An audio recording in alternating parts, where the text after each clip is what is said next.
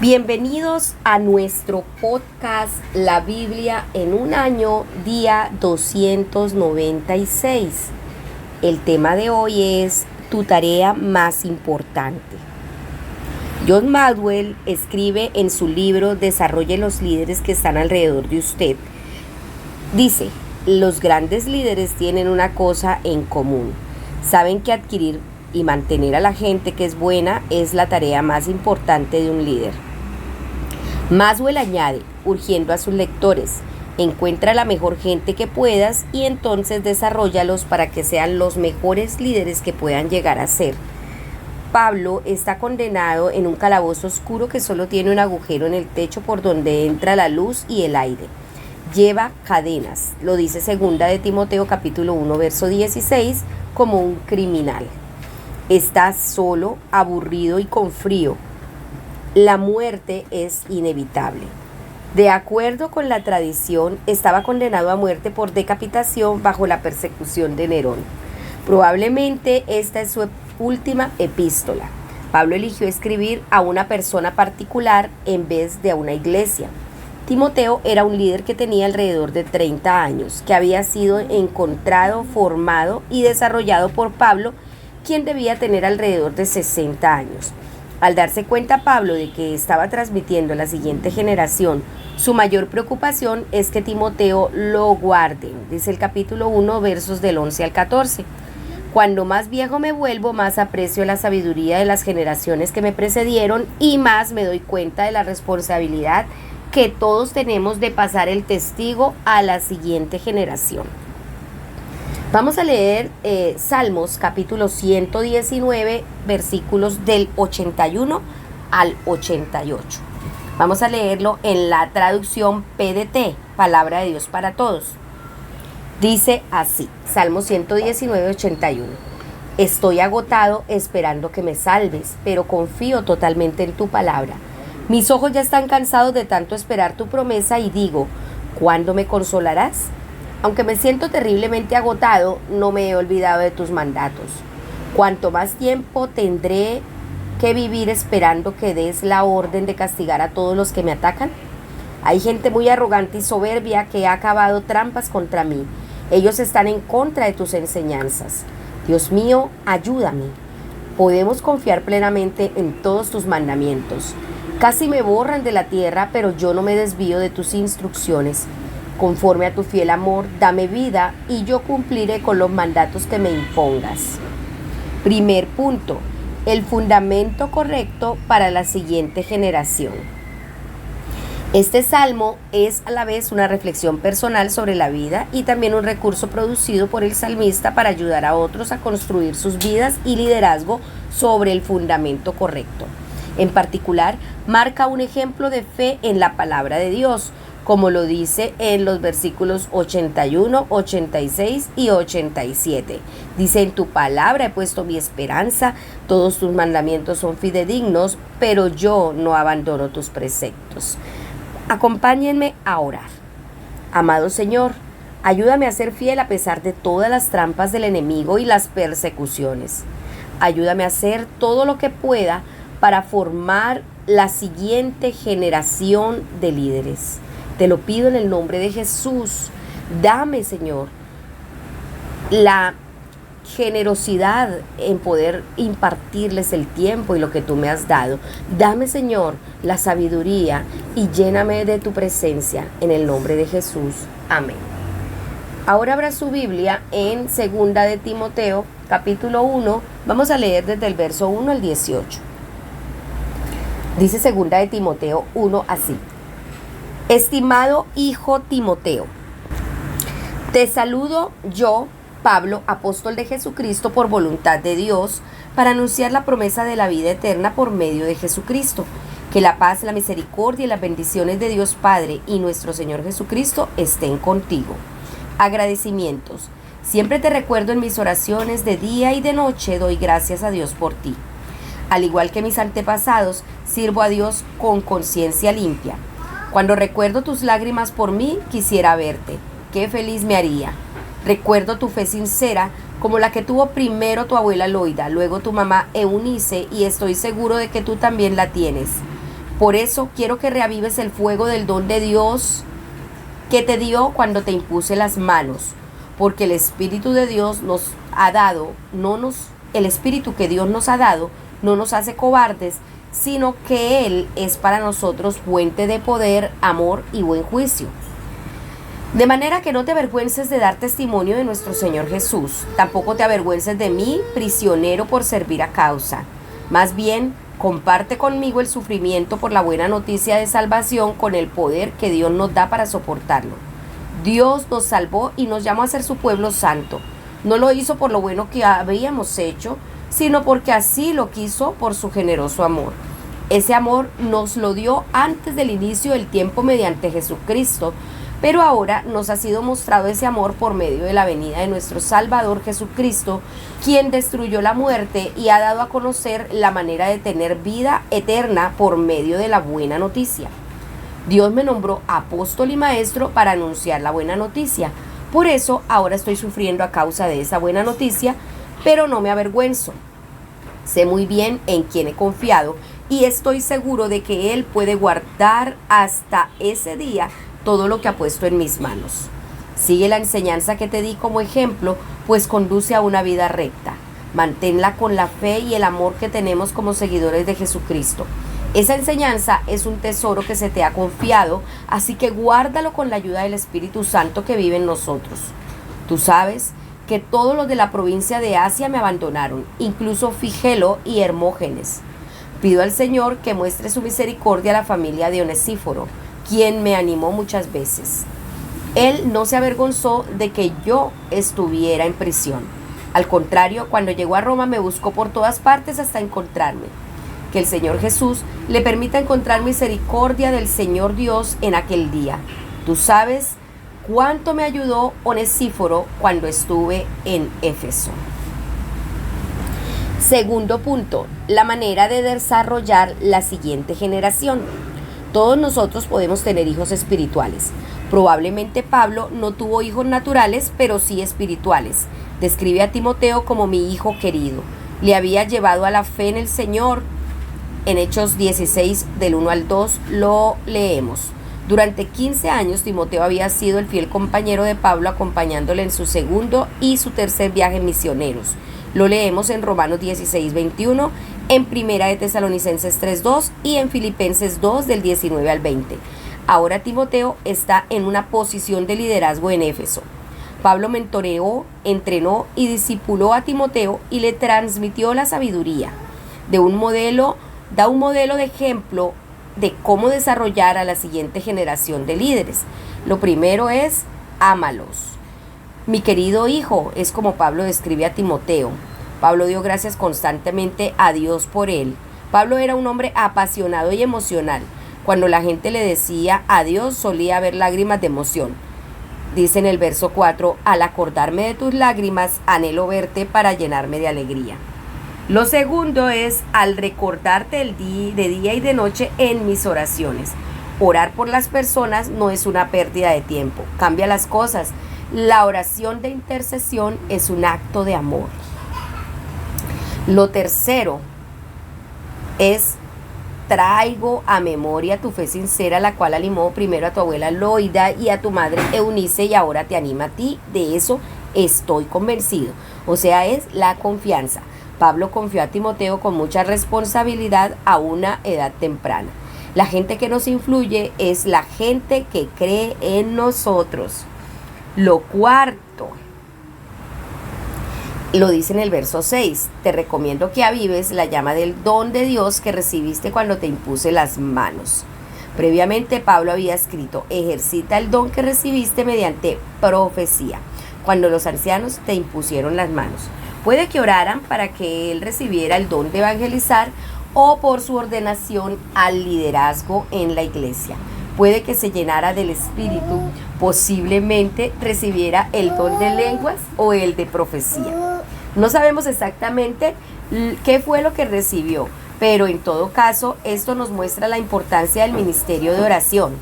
Es por esto por lo que nosotros imponemos las manos a la gente cuando, por ejemplo, le ministramos intercediendo por ellos al final de cada servicio de la iglesia. Quinto, Timoteo necesitaba que lo animaran. El aliento es como oxígeno para el alma. Timoteo era joven, había tenido debilidades físicas y enfermedades frecuentes, lo dice en 1 de Timoteo, capítulo 5, verso 23, y probablemente era tímido e introvertido de carácter. Pablo escribe: Dios no nos ha dado un espíritu de timidez, lo vemos en 2 de Timoteo, capítulo 1, verso 7. No somos cobardes por sentir miedo. De hecho, no puede darse la valentía a menos de que te sientas asustado. La valentía es hacer aquello que te da miedo hacer, sin dejar que el miedo te gobierne tus decisiones. Para superar tus miedos, Dios te ha equipado con el Espíritu Santo y con poder, amor y dominio propio, lo dice en el verso 7. Sexto, Pablo urgió a Timoteo a avivar la llama del don que le había sido dado. Las demás personas te pueden ayudar, pero en última instancia tú eres responsable de tu propio desarrollo espiritual. Avívate a ti mismo. Aviva la llama de tu fe mediante la alabanza, la oración, la lectura de la Biblia y la comunión, la comunidad, congregarte o lo que haga falta. Verso 7. Cuida la preciosa enseñanza que se te ha confiado, lo dijo en el verso 14. El depósito de la preciosa enseñanza es el Evangelio del que Pablo ha sido designado como heraldo, apóstol y maestro. Todo el Evangelio trata de Jesús nuestro Señor. Se trata de una relación con Él. Como lo dice en el verso 12, sé en quién he creído. Hemos sido salvados por gracia, no por nuestras propias obras. Jesús, nuestro Salvador, por medio de la cruz y la resurrección, destruyó la muerte y sacó a la luz la vida incorruptible. Pablo instó a Timoteo a no avergonzarse de su amistad y no avergonzarse de testimoniar al Señor. Tenían que proclamar y salvaguardar el Evangelio, lo dice en el verso del 9 al 14. Pablo confiaba en que había elegido a la persona adecuada para pasárselo a la siguiente generación con el poder del Espíritu Santo que mora en nosotros. Punto 8. Tú también debes soportar sufrimientos por el Evangelio. Aunque Pablo sirvió a Dios con una conciencia limpia, no escapó al sufrimiento. Estaba en cadenas y tristemente había sido abandonado por otros cristianos, como lo dice en el verso 15. Ya sabes que los de la provincia de Asia me han abandonado, incluso Fígelo y Hermógenes. Pero hubo una persona que se mantuvo firme. No huyas de aquellos que están sufriendo, sino sé como Onesífero, quien, según dice Pablo, muchas veces me dio ánimo y no se avergonzó de mis cadenas. Qué bueno tener estos 8 punticos siempre presentes en el momento de que estemos formando líderes y pasando el testigo a la siguiente generación. Vamos a orar.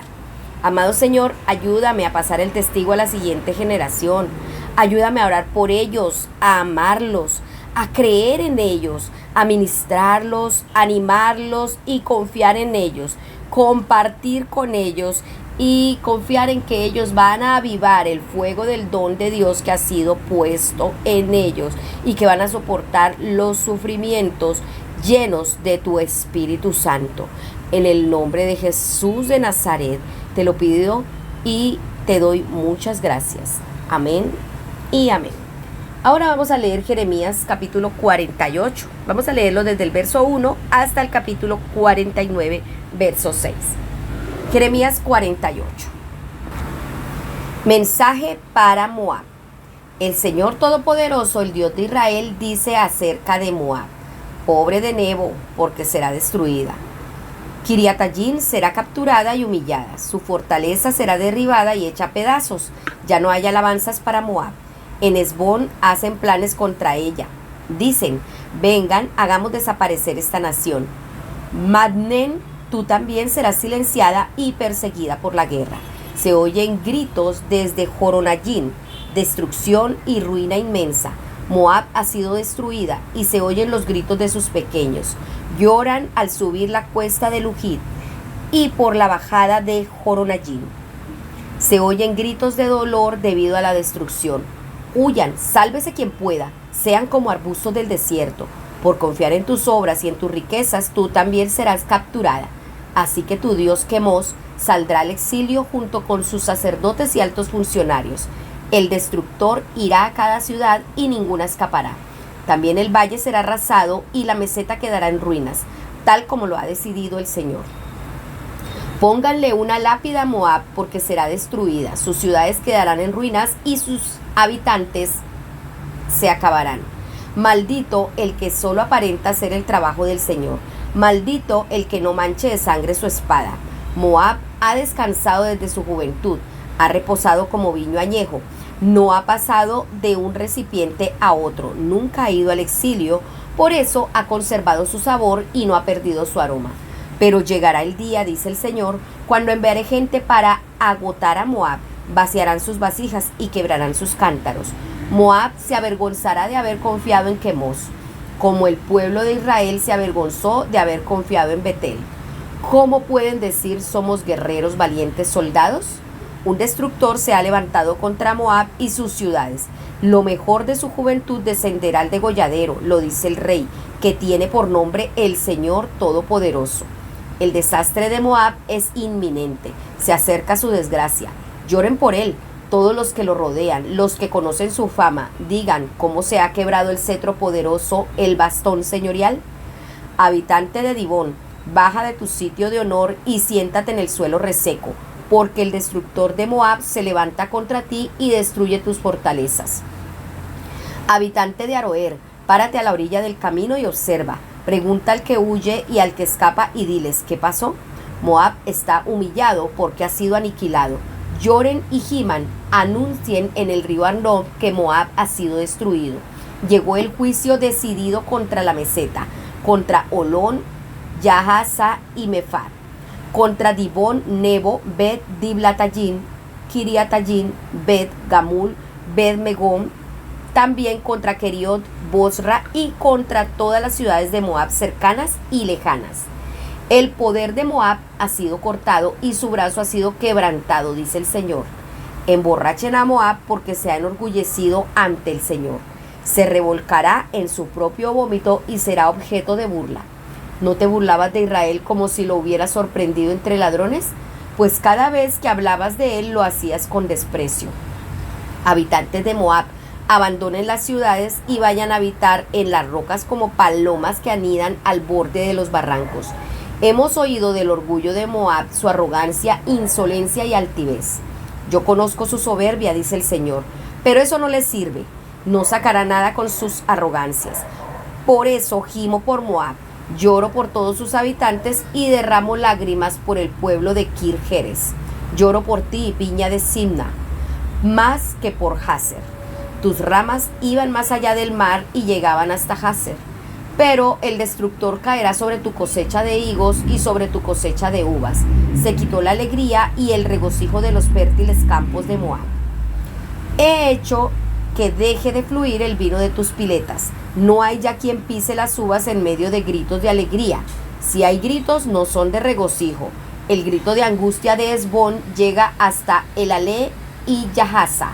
Se grita desde Zoar hasta Joronayim y Eglat Selisiyá, porque hasta las aguas de Ninrim se han secado. Aniquilaré de Moab al que ofrece sacrificios en los altares y quema incienso a sus dioses, dice el Señor. Por eso mi corazón gime como el sonido de una flauta, por Moab y por el pueblo de Kir-Jeres, porque se ha perdido las riquezas que acumularon. Toda cabeza está rapada y toda barba rasurada.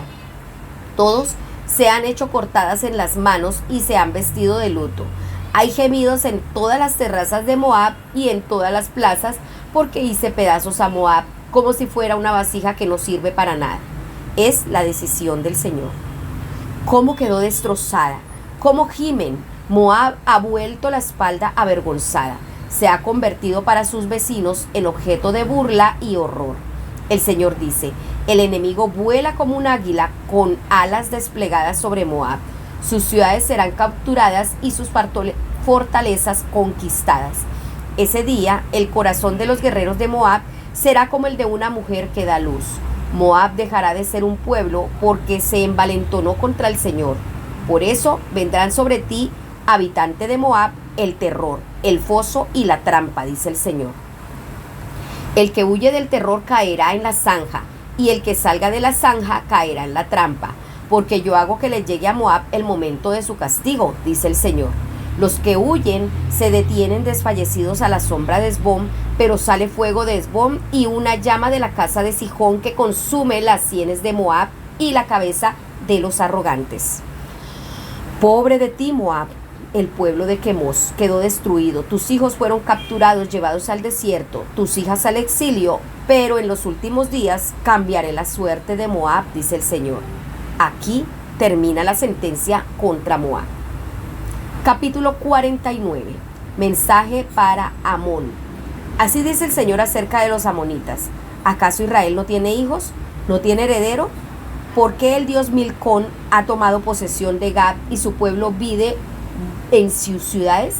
Llegará el día, dice el Señor, en que haré sonar la trompeta de guerra contra Rabab de los amonitas. Quedará hecha un montón de ruinas y sus ciudades serán incendiadas. Entonces Israel se apoderará de lo que ellos le quitaron, dice el Señor. Lloren por Hesbón, porque Ai ha sido destruida. Gente de las aldeas de Rabá de Amón, vístanse de luto y giman, corran de un lado a otro dentro de sus muros, porque Milcón va al exilio, junto con sus sacerdotes y altos funcionarios.